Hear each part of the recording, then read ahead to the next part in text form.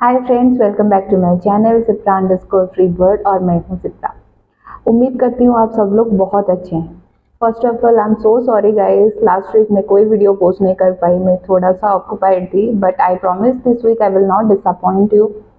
आज का मेरा जो वीडियो है उसके टाइटल से तो आपको पता चल ही गया होगा। Yes, it's about women safety in India. ये टॉपिक मैंने इसलिए यूज किया फ्रेंड्स क्योंकि आप सबको पता ही है how important a women is. Women are the backbone of families and community building. They give love, care, support to the families and very much essential for development of a community building in terms of so many things. I will discuss about it. So इनके safety के बारे में सोचना भी बहुत ज़्यादा important है, right? सो आज के डेट में हम लोग जिस एरा में रहते हैं, आपको बहुत सारे सराउंडिंग में न्यूज़ देखने के लिए मिल रहा है कि उनके सेफ्टी के साथ कैसे खिलवाड़ किया जा रहा है। क्या क्या न्यूज़ आ रहे हैं उनको लेके कि वो किस जगह पे सेफ है, किस जगह पे अनसेफ है। आजकल तो जो भी चल रहा है उसके हिसाब से मैं अगर बोलूँ तो वुमेन अपने खुद के घर में भी सेफ नहीं है, राइट? तो वो वर्क प्लेस हो या फिर पार्क हो या फिर कोई कलीग्स के साथ हो या फिर पब्लिक टॉयलेट्स हो, कहीं पे भी वो लोग सेफ नहीं हैं। तो ये सारा चीज़ वो कैसे फेस कर रहे हैं, इसका कंसिक्वेंसेस क्या हो रहा है, उनको कितना ज़्यादा मेंटली और फिजिकली ट्रॉमा मिल रहा है, और इसको टैकल करने के लिए, इसको फिगर आउट करने के लिए हमारे देश में गवर्नमेंट ने क्या क्या लॉ इंट्रोड्यूस किया है। I will discuss about everything. इस वीडियो का वही इंटेंशन है कि बस आपके अंदर एक अवेयरनेस आए कि अगर आप भी स्ट्रगल कर रहे हैं ये सेफ्टी चीज़ को लेके, या फिर आपके सराउंडिंग में कोई भी स्ट्रगल कर रहा है, आप उनका मदद कर सकें। So we will discuss about each and every point in detail. Without wasting any time, let's start today's discussion, friends. So friends, चलिए बात करते हैं about women safety as an introduction. इसमें मैं आपको ये बोलना चाहती हूँ, वुमेन के साथ सेक्सुअल हैरासमेंट हो या फिर कोई other form of sexual violence क्यों ना हो, ये पब्लिक प्लेसेस में हो या फिर प्राइवेट जगह पे हो, रूरल एरिया में हो या फिर अर्बन एरिया में हो, ये एक रेगुलर अकरेंस बन गया है। जहाँ भी देखो उनके साथ नाइंसाफी हो ही रहा है। जैसे कि मैंने पहले वीडियो के स्टार्टिंग में बताया कि ये हर जगह पे हो रहा है, स्ट्रीट्स पे हो रहा है, in and around work places हो रहा है, स्कूल्स में हो रहा है। गर्ल्स बहुत ज़्यादा एक्सपीरियंस कर रहे हैं, टीनेजर के बारे में मैं बोल रही हूँ। वर्क प्लेस में, पब्लिक ट्रांसपोर्ट में हो रहा है, पार्क्स में हो रहा है। तो कोई जगह बचा ऐसा है नहीं जहाँ पे वुमेन के साथ नाइंसाफी ना हुआ हो। वो अनसेफ फील करते हैं जब भी घर से निकलते हैं। आजकल तो घर में भी वो लोग सेफ नहीं है। हो सकता है उनके कोई रिलेटिव्स हो या फिर घर के कोई इंटीमेट मेंबर्स हो, उनके साथ डिफरेंट जेस्चर्स में पेश आए हो, उनका बिहेवियरल चेंजेस देखने के लिए मिला हो जो वो बोल नहीं पाते हैं कभी कभी। अगर मैं टीनेजर्स के बारे में बोलूँ तो उनको लगता है कि घर में शायद उनको कोई समझेगा नहीं, तो खुल के अपना पॉइंट वो रख नहीं पाते हैं और उसमें ही पिसते जाते हैं। उनका बचपन भी खराब हो जाता है। इससे कंसिक्वेंसेस क्या होता है फ्रेंड्स? वुमेन और गर्ल दोनों के साथ जब ये अनसेफ बिहेवियरल चेंजेस देखने के लिए मिलता है पब्लिक प्लेसेस पे, तो उनका ये जो फ्रीडम है, फ्रीडम ऑफ मूवमेंट है, वो घट जाता है। वो अपने हिसाब से अपनी ज़िंदगी जी नहीं पाते हैं। बहुत सारे एसेंशियल एक्सेस जो भी रहता है उनको वो एक्सेस नहीं कर पाते फियरलेसली। उनके अंदर एक डर बैठ जाता है कि अगर मैं स्टेप बढ़ाऊंगी तो पता नहीं मेरे साथ क्या होगा, पता नहीं मुझे कोई सपोर्ट करेगा कि नहीं। बहुत अनरिमार्केबल सेक्सुअल रिमार्क्स मिलते हैं, कोई किसी डिफरेंट इंटेंशन से, डिफरेंट लुक से आपको देखता है, which will indicate towards rape and femicide. तो ये सारी चीज़ उनके साथ हर दिन आए दिन हो ही रहा है। तो अगर मैं छोटे बच्चों की बात करूँ जो लोग अभी स्कूल में हैं, उनके अंदर एक डर बैठ जाता है जिसकी वजह से वो अपने कल्चरल प्रोग्राम्स में पार्टिसिपेट करने से डरते हैं। वर्क प्लेसेस में जब वुमेन जाते हैं तो अपने आप को साबित करने के लिए उनको 2-3 बार सोचना पड़ता है कि ये जो मेरा कलीग है ये मुझे डिफरेंट वे में देखता है, अगर मैं आगे चल के कुछ बोलूँगी तो पता नहीं ये ऑफिस मुझे कैसे जज करेगा, पता नहीं मेरा बॉस मुझे सपोर्ट करेगा कि उसको सपोर्ट करेगा। So these are the things which are very much difficult to tackle nowadays। इसके बारे में मैं ब्रीफ में बात करूंगी कि इससे आपका जो मेंटल और फिजिकल ट्रॉमा होता है उसके साथ आप कैसे डील करें और इसके लिए क्या क्या लॉ है, चलिए डिस्कस करते हैं। तो फ्रेंड्स चलिए बात करते हैं why women safety is important. देखिए, वुमेन का भी ह्यूमन राइट उतना ही ज़रूरी है जितना बाकी सारे मर्दों का है, राइट?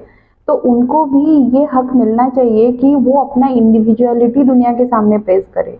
उनका जो अनसेफ का बैरियर है उसको ब्रेक करके वो अपने वर्क प्लेस में अपनी तरफ से कंट्रीब्यूट कर सके। वो सेक्सुअल हैरासमेंट या फिर मेंटली हरास्ड, सेक्सुअल वायलेंस, ये सारे चीज़ों से वो सेफ रहे। उनके साथ ही क्यों खिलवाड़ हो रहा है? जैसे बाकियों को हक है अपने आप को साबित करने का, वैसे वुमेन को भी हक है, right? So women safety is so much important. According to the report of WHO, 1 in 3, that's 35% of women are unsafe in countries like India. यहाँ पे वुमेन के साथ sexual harassment and sexual violence काफ़ी हद तक होता है in their complete life time, वो चाहे उनके सेक्सुअल पार्टनर के साथ हो या फिर नॉन पार्टनर के साथ हो। I am talking about rapes और any kind of sexual harassment at work place और स्कूल्स। तो उनके सेफ्टी के बारे में सोचना बहुत इंपॉर्टेंट है, क्योंकि एज ए इंडिविजुअल उनका पॉइंट ऑफ व्यू जानना भी ज़रूरी है इन terms of building community, in terms of building other things. जैसे दूसरों का ओपिनियन ज़रूरी है, वैसे वुमेन का ओपिनियन भी बहुत ज़्यादा ज़रूरी है। After all they are the backbone of all this things, right? So उनको भी ह्यूमन राइट मिलना चाहिए। That's why women safety is the most important thing in the world. Now guys, let's discuss about the 9 laws for women safety that are introduced in India by the government. इसको शुरू करने से पहले मैं एक छोटा सा 2 फ्रेज आपको बोलना चाहती हूँ। ये जो बोला जाता है ना, your safety is in your hand, it's now a tiring phrase, क्योंकि वुमेन इंडिया में किसी टाइम पे भी सेफ नहीं है। उनके साथ नाइंसाफी किसी भी जगह पे किसी भी टाइम पे हो सकता है। तो इसमें क्या ज़रूरी है? They should be aware of the laws which will protect them. उनको सेफ करने के लिए गवर्नमेंट ने जो भी लॉ इंट्रोड्यूस किया है, there should be an awareness among them. तो आज मैं वही सारे लॉज के बारे में आपको बता देना चाहती हूँ। If you are not aware और if you want somebody to be aware of, तो ये सारी चीज़ आपको हेल्प करेगा। Child marriage prohibition act which was introduced in the year of 2006. इस लॉ में क्या होता था पहले? It has been very much difficult to eradicate child marriage, जबकि ये बहुत सालों से चल रहा था, जनरेशन आफ्टर जनरेशन। मैं भी बचपन से सुनती आ रही हूँ कि चाइल्ड मैरिज नाम का भी एक चीज़ था और काफ़ी सारी जगह पे आज भी हो रहा है, लेकिन बहुत हद तक कम हो गया है जब से ये लॉ इंट्रोड्यूस हुआ है। इसमें क्या होता था कि जो भी ग्रूम या फिर ब्राइड थे, वो लोगों का बचपन में ही शादी कर दिया जाता था, तो वो ज़िंदगी भर उस चीज़ में वो फंस जाते थे। वो चाहे ना चाहे, उनका जो ट्रेडिशन, जो कल्चर होता था ना, उनको ये चीज़ तोड़ने का हक नहीं देता था। लेकिन जब से गवर्नमेंट ने ये लॉ इंट्रोड्यूस किया है, इसके बिना पे कोई भी अगर लड़की अंडर द एज ऑफ 18 है या फिर कोई भी लड़का अंडर द एज ऑफ 21 है, they cannot get married, not by themselves, not by their parents also. So ये जो लॉ इंट्रोड्यूस हुआ है, इसके हिसाब से child marriage is illegal in India. Then the next law is special marriage act 1950। इस law के अकॉर्डिंग कोई भी रिलीजन के, कोई भी कास्ट के लड़का और लड़की एक दूसरे के साथ शादी कर सकते हैं। This law allows to register some kind of special marriages, some form of special marriages in some instances. It allows for divorce. It allows register certain marriages also.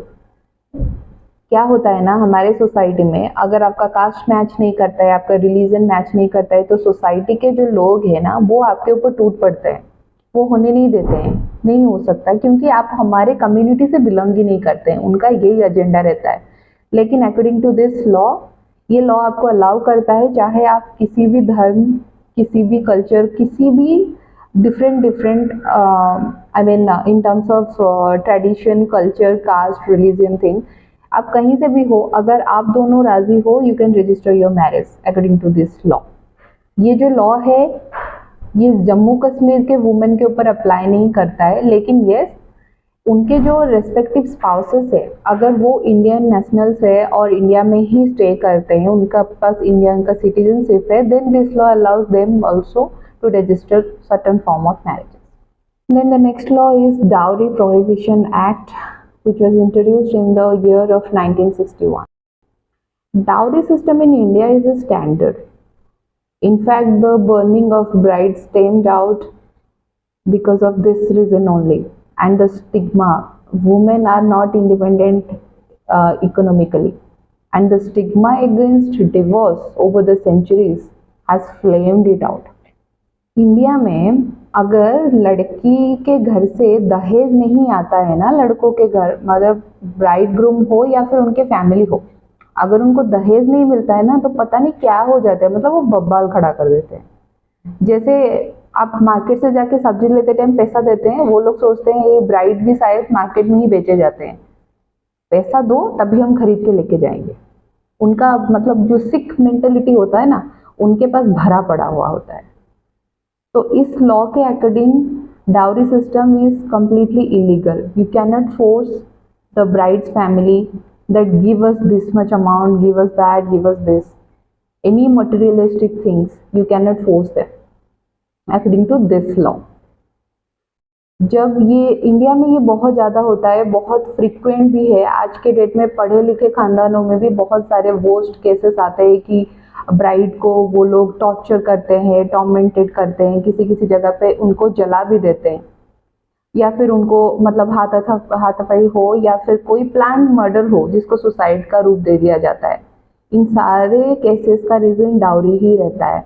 But according to this law dowry system is completely illegal in India and women should be aware of these things and they should speak up. It's high time, guys. You should speak for yourself, for your safety, and you should spread this awareness in the society surrounding your women surrounding you. You should get aware of by yourself and make others also. Then the next act is the Divorce Act, which was introduced in the year of 1969. तो इस law के according court आपको divorce का permission देता है if you are not happy with your marriage.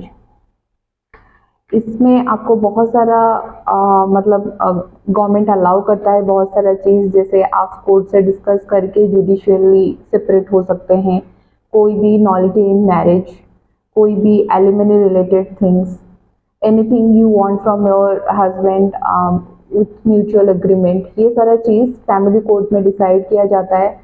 आप अपने divorce lawyer से कंसल्ट कर सकते हैं, वो आपको मदद करेंगे कि इसके ब्रीफ के बारे में क्या क्या इंपॉर्टेंट चीज़ है आपको याद करना है, जो भी फॉर्मेलिटीज़ होता है. फिर आप डिवोर्स का पिटीशन फाइल करते हैं और इसके लिए हमारे फैमिली कोर्ट्स हैं जहाँ पे आपका जो केस है वो रजिस्टर होता है, सुना जाता है और डिसाइड किया जाता है. तो आप वहाँ पे अपना सारा चीज़ रख सकते हैं. This law allows all this discussions inside the court. Then friends, the fifth law is Maternity Benefit Act, which was introduced in the year of 1861. इसके अकॉर्डिंग अगर कोई वुमेन किसी वर्क प्लेस में काम कर रही है और अपने मैटरनिटी ब्रेक पे जा रहे हैं, तो then they should be allowed to take the breaks. They should be eligible for the medical allowances.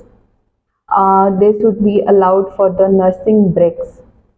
जो भी प्रोविज़न रहता है कंपनी के पॉलिसी के हिसाब से, ये लॉ उस चीज़ को अलाउ करता है कि जितना दूसरे इंडिविजुअल डिज़र्व करते हैं उतना वुमेन भी डिज़र्व करते हैं. अगर वो मैटरनिटी लीव पे जाना चाहते हैं तो उनको अलाउ किया जाए, और मैटरनिटी लीव के दौरान जो भी चीज़ें पॉलिसी में लिखा है, गवर्नमेंट जो भी अलाउ करता है वो उनको दिया जाए. दे should be accessible all those things.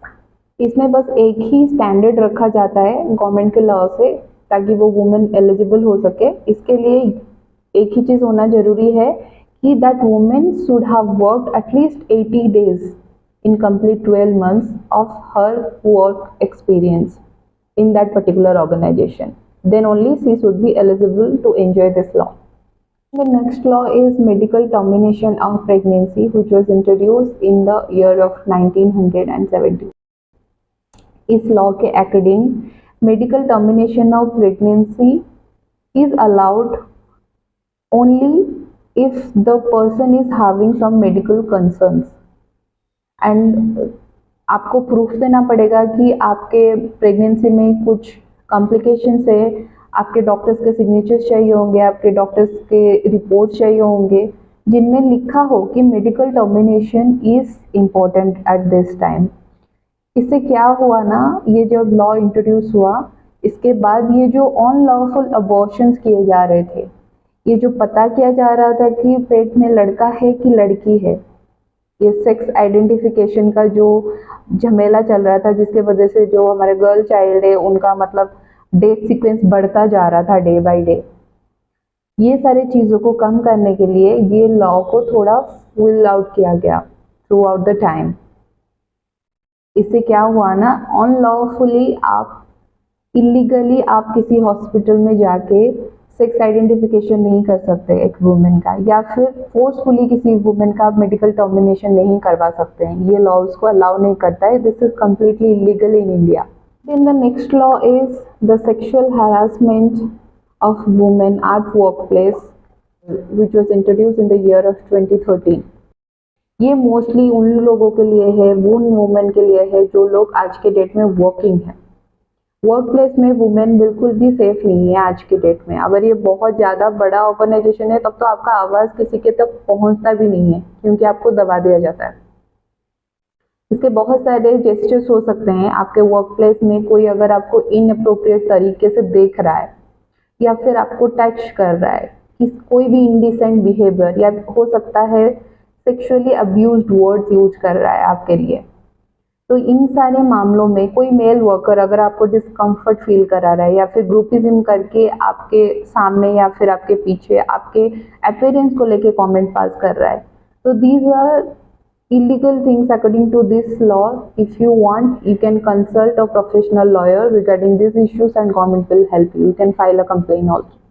तहत अगर आपको समझ में आता है कि आपके साथ आपके घर में, आपके वर्क प्लेस में या फिर किसी पब्लिक जगह पे injustice हो रहा है, you can take legal action with the help of these policies and you can file a complaint. Last one is Equal Remuneration Act which was introduced in the year of 1976. इस law के according जो भी women and mail workers है उनके साथ remuneration जो होता है ना वो इक्वली पेश किया है। डिस्क्रिमिनेशन मोस्टली ये लॉ प्रोहिबिट करता है। इसमें बहुत सारी चीज़ें हैं जो आपको ऐसे ही समझ में नहीं आएगा। You can take the help of legal consultations, any professional consultant, you can take the help and you can decide which are your human rights. You can fight for that also. And the next law is the Indecent Representation of Women, which was introduced in the year of 1986. इस law के according कोई भी women का जो भी representation है आप indecent वे में रिप्रेजेंट नहीं कर सकते through any kind of advertisements, any publications, any writing, any painting or in other forms of things. Women का जो किरदार है उसको तोड़ मरोड़ के उनका इंडिसेंट वे में उनका रिप्रेजेंटेशन आप पब्लिक में नहीं कर सकते हो। That's against this law. तो ये लॉ के अकॉर्डिंग अगर कहीं पे आपको ऐसा लग रहा है कि ये सारा चीज़ हो रहा है, you can take an action also. तो at the end of this video मैं आपको बस इतना बोलना चाहती हूँ कि we shouldn't blame the government only, क्योंकि वुमेन सेफ्टी सिर्फ गवर्नमेंट की जिम्मेदारी नहीं है, ये सोसाइटी में रहने वाले हर एक मर्द की भी जिम्मेदारी है। Main should be aware of this things, they should change their mindset for women. अगर उनको लगता है कि ऐसे ड्रेस पहन रहे हैं तो हमें इशारे दे रहे हैं, दैट्स देयर सिक मेंटेलिटी, वो वुमेन का इशू नहीं है। आपको अपना माइंडसेट चेंज करना चाहिए। और जो भी वुमेन है मैं उनको भी बताना चाहती हूँ कि you should speak up for yourself, it's high time now. अगर आपके साथ इनजस्टिस हो रहा है तो आप उतना गट रखिए कि खुल के अपना चीज़ सामने बोलने के लिए। अगर आपके घर में भी कुछ हो रहा है ना, आप अपने पेरेंट्स के साथ शेयर कीजिए, या आप अपने सिबलिंग के साथ शेयर कीजिए, या फिर कोई भी इंटीमेट फ्रेंड आप उनके साथ शेयर कीजिए कि ये सारी चीज़ मेरे साथ हो रहा है। अगर वर्क प्लेस में हो रहा है then you should raise this to your HR, क्योंकि आपका सेफ्टी आपका भी जिम्मेदारी है। मैं ये नहीं बोल रही हूँ सिर्फ आपका ही जिम्मेदारी है, बट ये आपका भी जिम्मेदारी है। कोई भी अगर इनअप्रोप्रिएट वे में आपको टच भी कर रहा है, that time only you need to speak up, you need to stop those gestures. आज मैंने आपके साथ जो भी डिस्कस किया, उम्मीद है ये आपके अंदर एक अवेयरनेस लाया होगा। जो भी लॉज मैंने आपको बताया कि हमारे गवर्नमेंट ने ऑलरेडी इंट्रोड्यूस करके रखा है इंडिया में, आप उन सारे लॉज का भी यूज़ कर सकते हैं। मेंटली फिजिकली बहुत ज़्यादा फर्क दिखेगा आपको। एक बार आप ट्राई करके देखिए। जब आप अपने आप बिलीव करना शुरू करेंगे ना, अपने से अपने आप में एक जज्बा लाके खुद से फाइट करना शुरू करेंगे ना ये सारी चीज़ों को लेके, things will be very much possible. आपको ज़िंदगी सिंपल दिखने लगेगा, आप अपने ह्यूमन राइट्स को एंजॉय करने लगेंगे। So without wasting any time, guys, it's high time you should live your life in your own way. After all, it's your life. आज के लिए बस इतना ही गाइज। आई होप ये वीडियो आपके अंदर एक अवेयरनेस लाया और मैं आपका मदद कर पाई। अगर थोड़ा सा भी फर्क पड़ा हो आपके लाइफ में मेरी वजह से इस वीडियो के through, I will be very happy, I will be very blessed. और जैसे ही प्यार आप सब लोग मुझे अब तक देते आ रहे हैं, उम्मीद है आगे भी मिलता रहेगा। अगर आपको ये वीडियो अच्छा लगा हो तो फ्रेंड्स प्लीज़ लाइक कर दीजिए, और आप मुझे कमेंट करके भी पूछ सकते हैं अगर आपके मन में कोई भी सवाल आ रहा है या फिर इसके रिलेटेड या फिर इसके जैसा ही कोई वीडियो आपको चाहिए, you can post in comment box.